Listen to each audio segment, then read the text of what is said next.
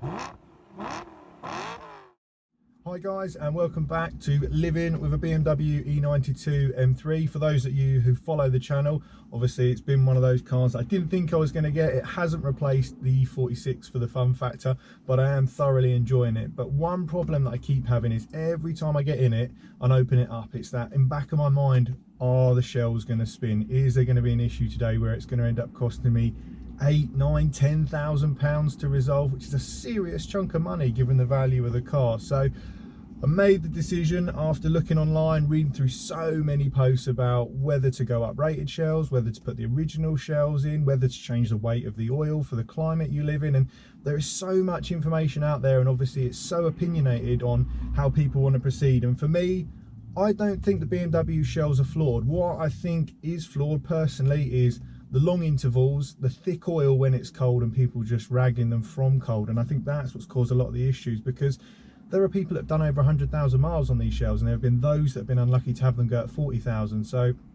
for me, I think if you look after the car, and when I say look after the car, that's shortening the services on the oil intervals to sort of 6,000 to 8,000 miles.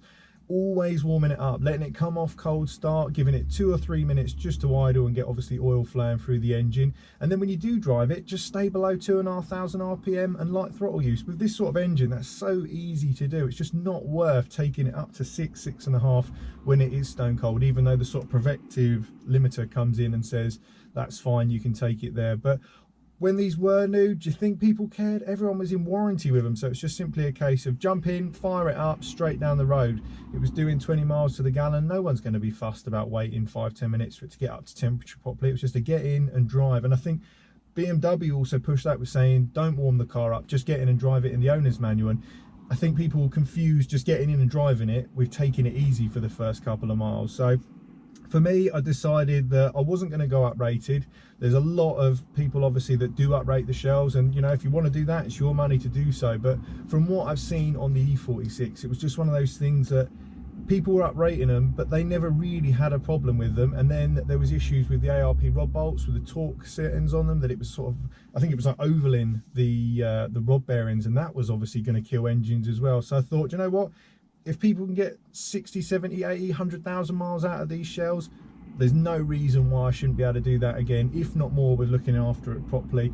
And I went with the standard ones, dropped it down with a valve on Wednesday night. It was about 5:30. The guys got it straight in the ramp, and they were great. They got the car up in the air, let me have a good look around it, because obviously I'd bought it in November, hadn't seen the underside of the car, and it's always one of those things, you have a crawl around when you're there viewing it, but you never really know until you get it in the air. And I'm happy to report nothing too scary on the face of it when we got it up in the air. So the guys drained the oil out of it, I dropped the car off, and they said it'll be ready Friday to pick up. So left it with them, dropped the oil, changed the shells over, original bolts again, sorry, replacement, but genuine bolts go back on the car for the rods.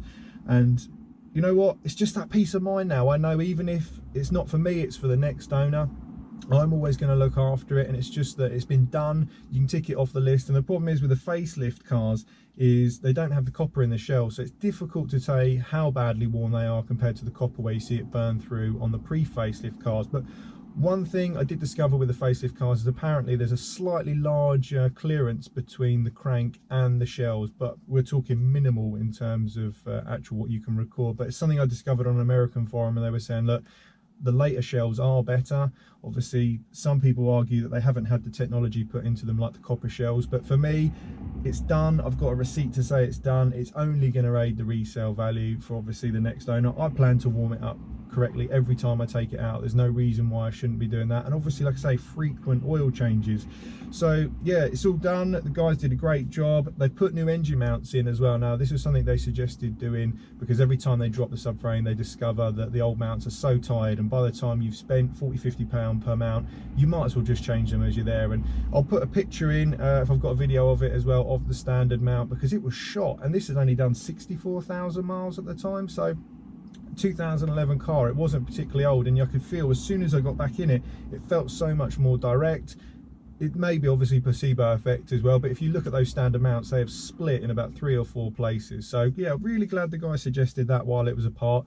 got all that fitted, and then yeah, it was just a case of getting the car and drive it. Now everywhere I looked about running in the shells, it's a real 50-50. Some say that you get in it, warm it up, drive it as normal. Others say run it in for 500 miles, drop the oil. Now I asked Evolve about this, and in their opinion, as long as it's up to full operating temperature, drive as normal. And I've seen a lot of others do that, where they've literally had the shells fitted, got it up to temperature, it's been on the rolling road for mapping, and that's various tuners across the UK. So I drove it as normal. I took it careful for the first 150 miles just to make sure everything was settled in okay, and then yeah, that's it. It's done, dusted. It's at the back of my mind, and hopefully now every time I get it to that 8,300 RPM, I'm not going to be, is it going to go bang? So that's one more job ticked off the list. And obviously happy 2019 to everyone. I do apologise for the first video that come up with the rod bearing discussion. I tried to do it in the car and it was disastrous, didn't have the microphone set right, so do apologise for those that saw that video.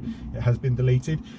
Finally, I did the I had like a chocolate box left over from Christmas, so I'll drop a little video in of what I did with my old shells. They're now a display piece in the garage.